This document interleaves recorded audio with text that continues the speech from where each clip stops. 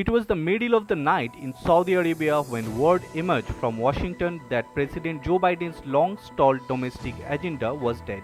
Again, the culprit was familiar, sane Joe Manchin. The moderate West Virginia Democrat was barking at what effect the massive climate tax social safety net plan might have on inflation in Jeddah, where Biden was convening fraught meetings with Saudi leaders. The news was met with frustration and anger, but not surprise. 13 days, 2 COVID infections, and few bitter arguments later, fortunes have shifted. Manchin and Senate Majority Leader Chuck Schumer shocked most of the Washington on the Wednesday when they announced, after restarting their negotiation in secret 4 days after the fell apart, an agreement on vision of Biden's long-stalled climate, energy, and tax agenda. It's less than half the size of Biden's original Build Back Better bill, and Manchin made sure to emphasize the name had been scrapped.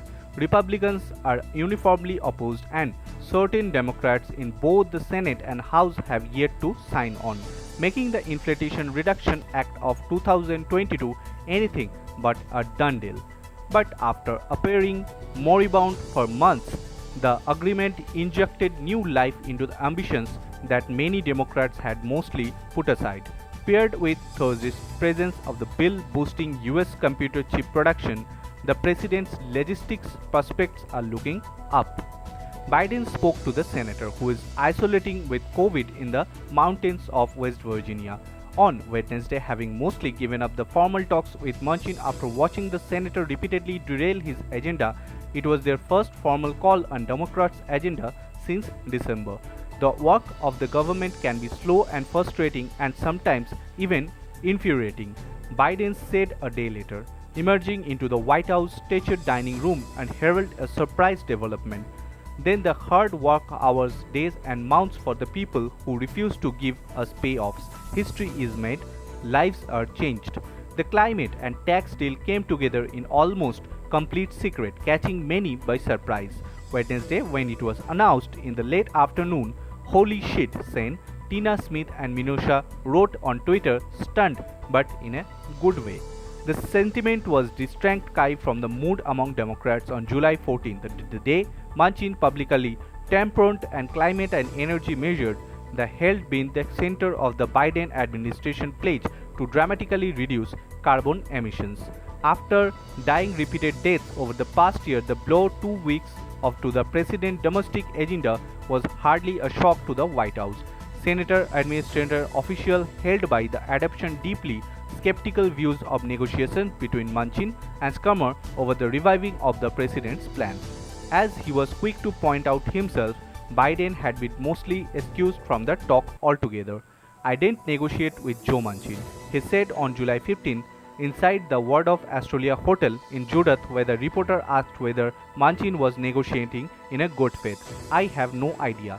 The most conservative Democrat in the Senate had concerns about the most recent inflation numbers. A report on July 14 showed inflation rising 9.1% year over year in June, a 40-year high. "When that 9.1 came in, I said, I just can't do it," Manchin said on Thursday, recounting the conversation he held with Schumer after the two had been private talks in reviving Biden's climate priorities for the 3 months. That when Chuck got upset. "The conversation weren't always calm and collected.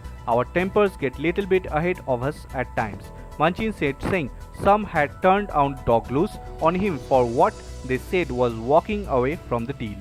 By the following week, however, the two senators had lowered the temperature, passing each other in Capitol hallway on July 18th. Manchin asked Schumer if he was still upset. "I said, this is ridiculous," Manchin said. "Let's recalculate and see there's something that can be done." And in his credit, he says, "Okay." Schumer said a news conference Thursday that Manchin come to him the day with an offer. "Can we work together and try to put it together a bill?" Even then, however, the timeline was uncertain. Manchin, he said publicly, he'd know nothing on climate until September and would have to wait until he saw August inflation number. Schumer was firm with the Manchin that his climate deal needed to be researched before then. I said, as long as we finish in the August, we are not wasting for September, Scummer recounted. Manchin initially refused, but Scummer powered ahead with items in West Virginia, and with support, the senator eventually came back and said he was willing to move forward with an August timeline. The aside said helping secure his support were the few comments and concerns not included in the final bill as tax increases on wealthy American pushes by Biden and other Democrats. And Manchin has made clear he would not have come on board unless Democratic leaders vowed to enact legislation addressing the permitting of energy infrastructure, which could ease the path for a shale gas pipeline in West Virginia. Meanwhile, former Treasury Secretary Larry Skimmers, who issued early warnings about inflation last year, often to the irritation of the Biden administration, also privately reached out to Manchin to argue the deal would not add inflation but would incent on diplomacy. Summers declined to comment on his private conversation during an interview on the news channel.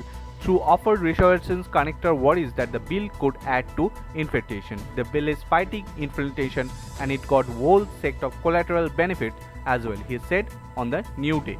I think everyone got surprised, certainly by representation that had been made on Democrats about this deal, and I think there was certain amount of people being blindsided, not only our side but on Democrat side, Senate Republican Whip John Thune said on Thursday.